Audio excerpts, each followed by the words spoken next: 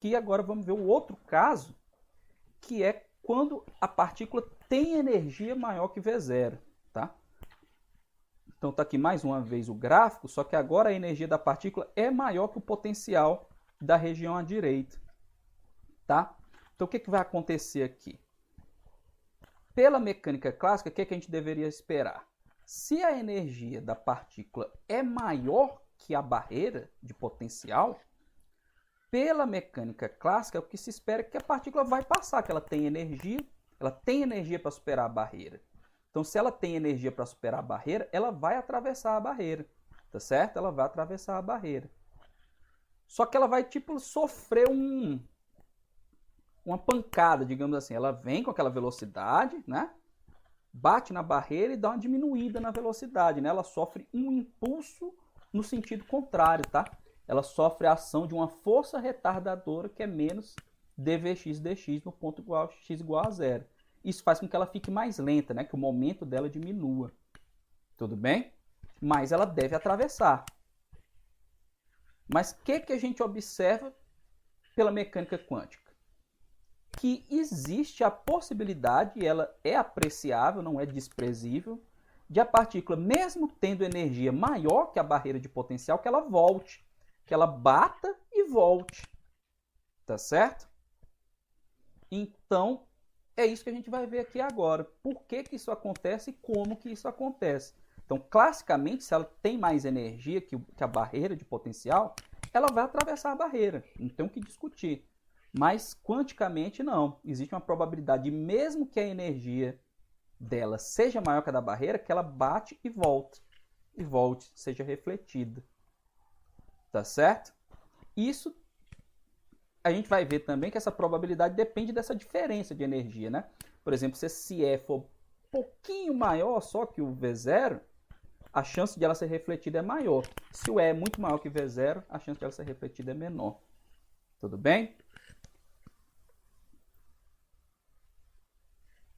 Então, como que fica a equação de Schrödinger para as duas regiões? Para a região esquerda, potencial é zero, então é que a gente já viu para a partícula livre. Para a região à direita, agora o E é maior que o V0. Então ela fica dessa forma aqui. Quando o E é menor que V0, ela ficava V0 menos E. Como o E agora é maior que V0, então é E menos V0. Tá certo? Essas duas equações são resolvidas separadamente, mas devem ser iguais em x igual a zero. Além disso, as derivadas delas também têm que ser iguais em x igual a zero, para que a função de onda seja bem comportada, ou seja, ela seja contínua, né, no ponto x igual a zero. Então, como eu falei para vocês, para a região x menor que zero, é a equação da partícula livre. Então, a solução geral é a vezes e elevado a ik1x mais b e elevado a menos ik1x, para x menor que zero. E o K1, raiz de 2me sobre h cortado, né? Ele é simplesmente quem? O K1 que a gente viu é a raiz, né, desse termo aqui. Esse termo dividido por esse aqui, né? Por isso que fica raiz de 2me sobre h cortado. Tá certo? Já para a região x maior ou igual a zero, o que vai acontecer agora? Como esse número aqui, esse E é maior que o V0, né? Tá vendo? Essa equação tem a mesma cara, né? Esse E é maior que zero, esse E menos V0 é maior que zero. Então, na hora que eu resolvo a equação de Schrödinger aqui, ela também vai ter uma solução complexa, tá? Vai ter termos envolvendo E elevado a ikx, que nem a gente viu lá atrás na equação de onda clássica. Então, a solução vai ser igual. Só que qual é a diferença aqui? É porque aqui o termo que multiplica o psi de x é o E, e aqui o termo que multiplica o psi de x é o E menos V0. Então, a solução, o meu K2 aqui agora, é raiz de 2m E menos V0 sobre H cortado. E esse termo aí, turma, raiz de 2m E menos V0 é o P2, é o momento depois. Aqui eu também esqueci de mencionar, né? E aqui é o P1, né?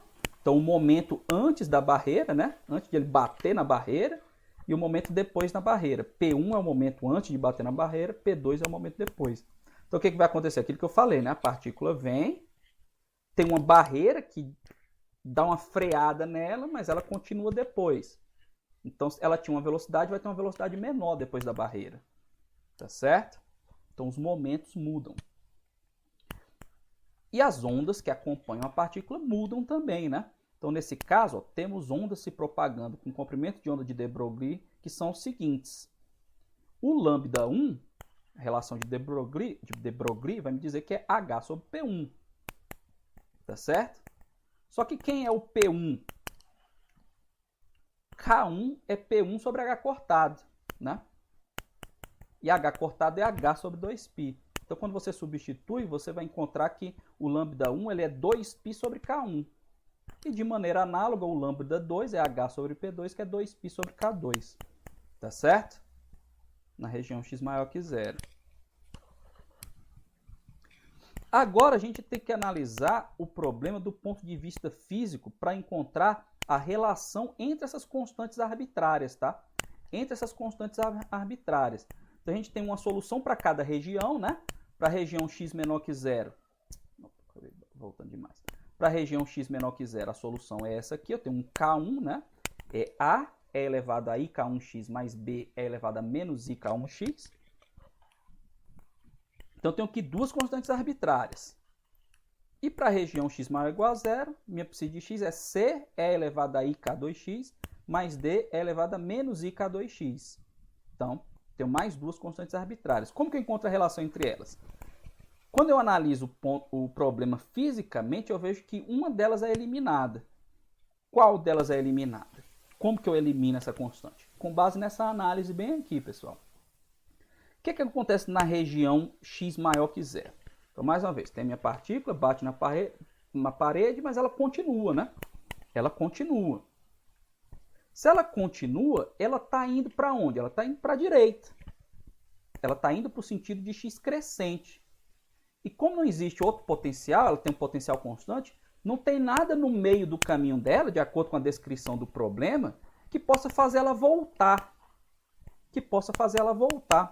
Tá certo? Então, como esse termo aqui, para o exponencial, o expoente positivo, que a gente já viu aqui quando eu falei da partícula livre, ele descreve a partícula indo para a direita, para o sentido de x crescente. E esse segundo termo aqui descreve a partícula indo para a esquerda, sentido de x decrescente. Como não há nada que possa fazer a partícula ir para a esquerda, porque uma vez que ela passou da barreira, ela continua indo para a barreira, ou continua indo para a direita, esse termo aqui tem que ser zero. Não faz sentido ele ser diferente de zero. Não existe possibilidade física de a partícula, uma vez que atravessou a barreira, do lado à direita da barreira, possa estar se movimentando no sentido de x decrescente. Por isso, D é igual a zero. Tudo bem, turma?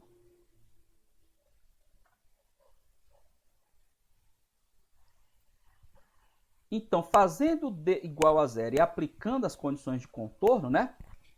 Função de onda contínua e derivada contínua, como é que vai ficar aqui? Elas têm que ser iguais em x igual a zero, né? Então, A vezes E elevado a IK1x mais B vezes E elevado a menos IK1x tem que ser igual a C vezes E elevado a IK2x. Então, fazendo x igual a zero, né? Fica tudo E elevado a zero, o que sobra é A mais B igual a C. Tudo bem? E agora, quando eu derivo as duas equações, a esquerda e a direita, e igualo as duas, para x igual a zero, eu obtenho essa relação aqui. K1 vezes A menos B é igual a K2 vezes C. Tudo bem?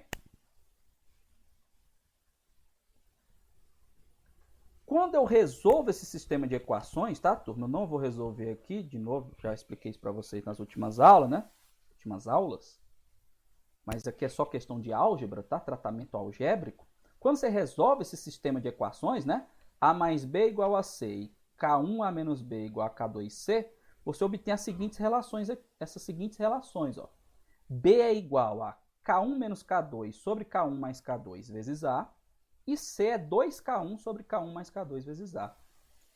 Então, se eu pego esses coeficientes aqui, B e C, e substituo naquelas equações, naquelas soluções, a minha função de onda vai ser essa aqui, ó, à esquerda da barreira. tá aqui A vezes E elevado a I K1x, e o B eu substituo aqui, né, por aquele valor que eu encontrei. E aqui é o C vezes E elevado a I K2x e o D igual a zero, como eu já expliquei para vocês. Então, essa é a função de onda para esse meu problema do potencial degrau, tá? O primeiro termo da equação para x menor que zero, que é o A vezes E elevado a I K1x, representa a onda incidente. Então, está aqui minha barreira, está aqui minha partícula e tem a onda associada a ela. Como ela está indo para a direita, né, esse primeiro termo significa a partícula indo para a direita, né? Na região, porque pense aqui, está aqui a barreira, né? Tudo que está à esquerda da barreira é x menor que zero. Tudo que está à direita é x maior que zero. Como essa primeira função só vale para x menor que zero, eu tenho que olhar só para essa região aqui, tá? Então, o que vai acontecer aqui? Nessa região aqui, a partícula vem, bate na barreira. Como ela pode refletir, ela pode voltar, ela pode ir para a esquerda. Então, por isso que eu tenho os dois termos. O primeiro termo representa ela chegando e batendo na barreira, ou seja, representa a onda incidente na barreira. E o segundo termo, como é o exponencial negativo, ele representa que a partícula está indo para a esquerda. Como que essa partícula pode ir para a esquerda nessa região x menor que zero? Refletindo na barreira. Tá certo? Então, o primeiro termo da equação para x menor que zero representa a onda incidente. O segundo termo representa, da mesma equação, né, para a região x menor que zero, representa a onda refletida. Já quando eu vou agora para a parte de baixo aqui da minha equação, agora ela se refere à região onde x é maior ou igual a zero. Ou seja, à direita da barreira. À direita da barreira, ela só pode ter vindo da parte que vem à esquerda da barreira, né? Então, ela só pode ser a onda transmitida. Ela é a onda transmitida. Tudo bem? Então, cada termo aqui em cada equação dessa tem um significado físico. Esse aqui é a onda incidente, esse aqui representa a onda refletida e esse aqui representa a onda transmitida. Tudo bem, turma?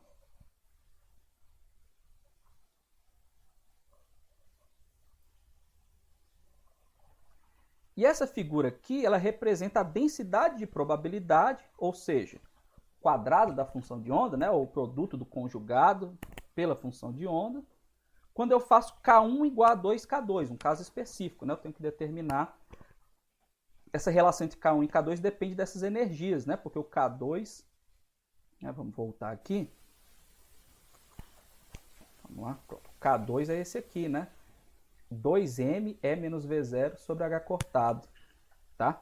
Então, para eu ter a razão K1 sobre K2, eu tenho que ter uma relação entre E e V0, né? Para o K1 ser 2K2, como é o caso aqui, tá? Então, nesse caso aqui, olha como é que fica aqui o gráfico da minha densidade de probabilidade. Ó. À esquerda, eu tenho essa onda que está oscilando aqui. Por quê? Porque aqui, turma, é a figura que representa a interferência da onda incidente e da onda refletida, tá? Então, minha partícula veio aqui, ó, bateu aqui na barreira. Se ela refletir, vai ter uma interferência entre onda incidente e onda refletida. À direita da barreira, o que acontece? À direita da barreira significa que ela conseguiu atravessar. E aí, essa amplitude ela é constante, tá? É o que a gente chama de uma onda plana. Porque se eu pegar essa função aqui, ó, à direita, na hora que eu integrar, tá, turma? O psi asterisco vezes psi dx, por todo o intervalo, né, que é para x maior ou igual a zero, na hora que eu fizer psi asterisco vezes psi, né, esse exponencial vai embora, então eu vou ter uma amplitude constante. Tudo bem? Então, aqui eu tenho, né, a interferência da onda incidente com a onda refletida, que é a soma desses dois termos, né, como eu falei para vocês. E à direita o que eu tenho é uma onda plana, cuja amplitude é constante. E aí quando K1 é igual a K2, a gente tem essas relações aqui. Ó. A amplitude dessa onda transmitida é 16 nonos de A asterisco A. E aqui, ó, esse vale aqui da minha onda é 4 nonos de A asterisco A. Mas isso aqui é um detalhe desse exemplo específico. O que eu quero que vocês entendam é isso que eu acabei de explicar para vocês, né? Que a partícula vem, né? ela pode ser refletida, então à esquerda eu tenho essa soma dos dois termos, onda incidente e onda refletida, e à direita eu tenho a onda transmitida e a equação da onda transmitida. Tudo bem? Alguma dúvida?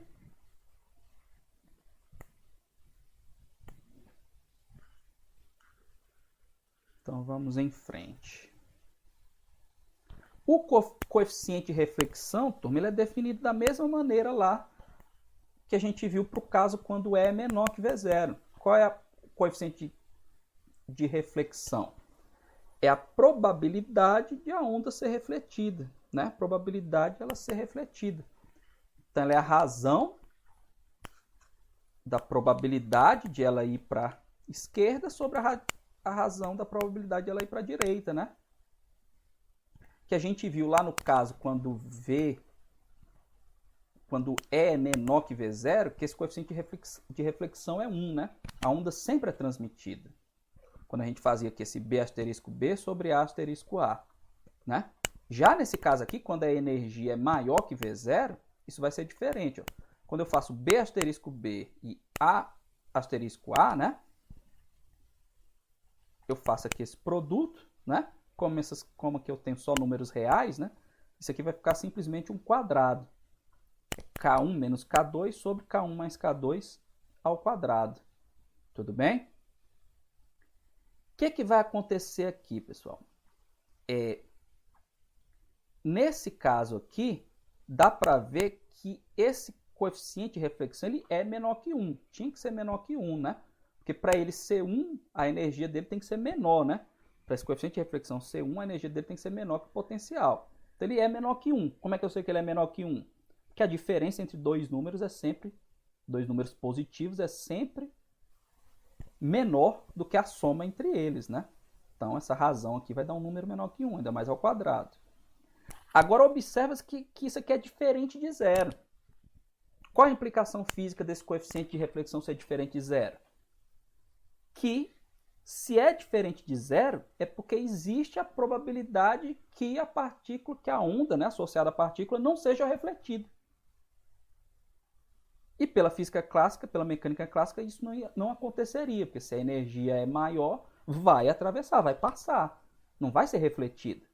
Mas aqui a gente vê que essa probabilidade é diferente de zero, mesmo com E maior que V0. Tudo bem?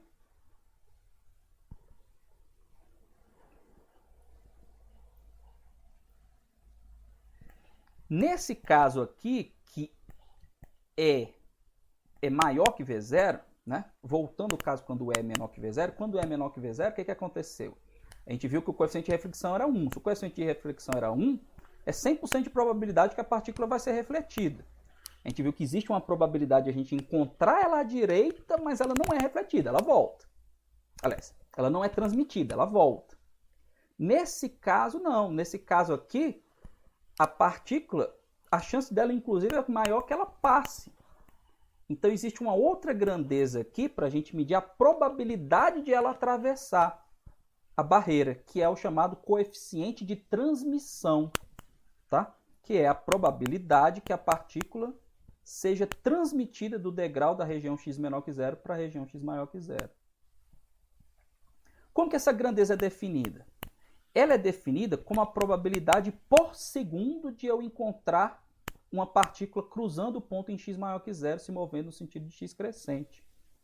Como ela é definida como probabilidade por segundo, também chamada de fluxo de probabilidade, é porque ela depende da velocidade da partícula também, tá? Porque quanto maior a velocidade, maior a probabilidade de eu encontrar a partícula por segundo, num determinado instante de tempo, à direita da barreira, tá certo? Então tem a definição um pouquinho diferente. Na verdade, a definição do coeficiente de reflexão também é assim, só que a velocidade antes e depois é a mesma, e acaba cancelando. Agora aqui a velocidade à direita da barreira,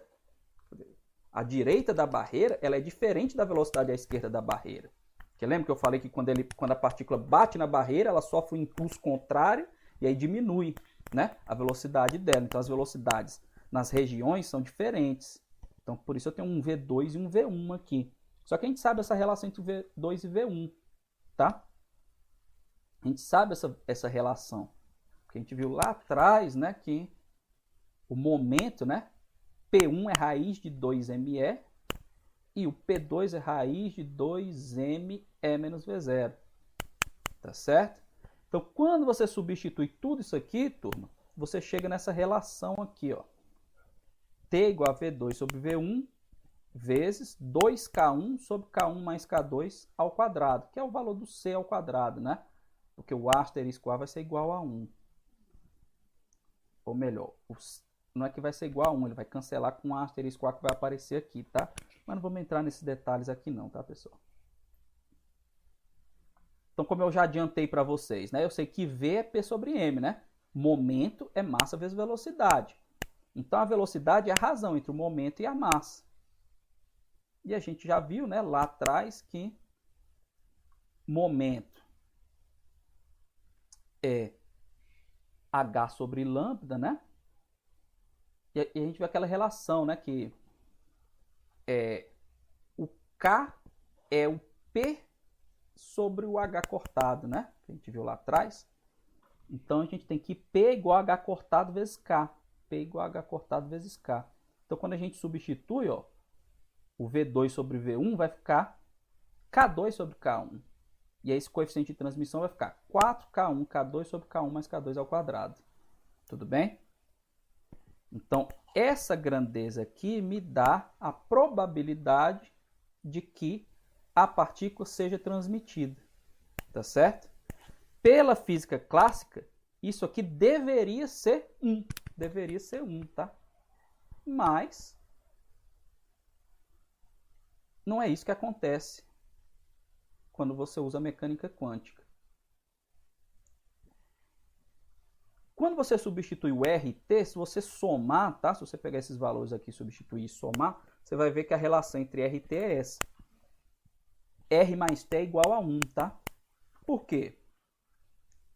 Porque quando a partícula chega na barreira, ou ela é refletida ou ela é transmitida, né? Então, a soma das probabilidades de ela ser refletida e de ela ser transmitida tem que ser igual a 1, porque são os dois eventos possíveis para ela. Tá certo? Então, por isso que R mais T tem que ser igual a 1. Aí no caso de quando, aqui é quando E é maior que V0. Quando E é menor que V0, o R é 1, por isso que o T é 0. Porque R mais T tem que ser igual a 1. Tá certo? Alguma dúvida?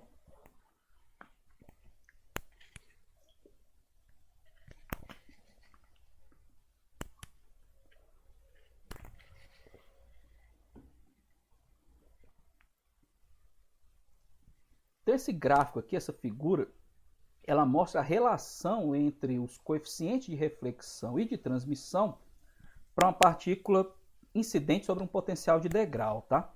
Essa figura aqui, ela une os dois casos, tá, turma? Ela une o caso E menor que V0 e o caso E maior que V0.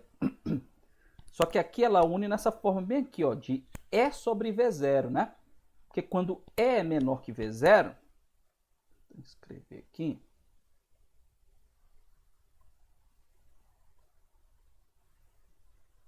Vou colocar aqui. Quando E é menor que V0, isso significa que E sobre V0 é menor que 1. Tá certo? E sobre V0 é menor que 1, porque esse número aqui é menor que esse. E quando E é maior que V0, isso significa que E sobre V0 é maior que 1, né? Porque esse número, o numerador, é maior que o denominador. Tudo bem? Então, o que vai acontecer aqui, pessoal? Ó, observem que aqui, para E sobre V0 menor que 1, o coeficiente de reflexão é 1 e o de transmissão é 0. Aí chegou aqui no 1, né? Quando é um pouquinho maior que 1, ó, por exemplo, aqui, pegar esse ponto aqui, ó, fazer um risquinho aqui pra gente... Aqui, um pouquinho maior que 1. O coeficiente de transmissão vai ser aqui, ó, um pouquinho maior que 0,6, né? Um pouquinho maior que 0,5. E o coeficiente de reflexão, né? Se eu pegar aqui o mesmo ponto, aqui vai ser 0,4. Então, aquilo que eu falei no texto lá atrás, existe uma probabilidade apreciável de ele ser refletida, quando a energia é um pouquinho maior que o V0. Só que à medida que a energia vai aumentando e vai ficando maior que V0, por exemplo, aqui, ó, esse ponto aqui é 1,5. A razão é sobre V0. Então, é 50% maior que V0. Aí já cai bastante a probabilidade de ela ser refletida. Quando chega em 2, ó, tá vendo? O coeficiente de reflexão é praticamente zero. Então, quando a energia já passa a ser o dobro do potencial, a chance de ela ser refletida é muito pequena. Mas quando ela é só um pouquinho maior que a energia potencial, a chance de ela ser refletida é grande, mesmo tendo energia maior que a barreira de potencial. Tudo bem?